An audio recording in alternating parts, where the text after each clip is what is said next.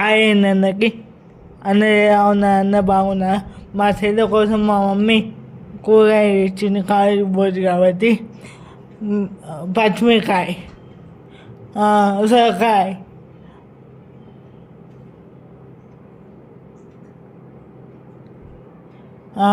టమాటా, go చిక్కుకాయ, మెంతి కూర తెచ్చిందండి. మేమేమి వెజిటేబుల్ తెచ్చిదో నా కామెంట్ బాక్స్లో కామెంట్ చేయండి. ఎంతమంది ఏమేమి కూర అనుకున్నారో నా కామెంట్ బాక్స్లో కామెంట్ చేయండి. మీ మీ ఎక్కడి నుంచి చూస్తున్నారో నాకు కామెంట్ చేయండి. మీ ఏ ఊరో తెలుసుకోవాలనుకుంటున్నారు.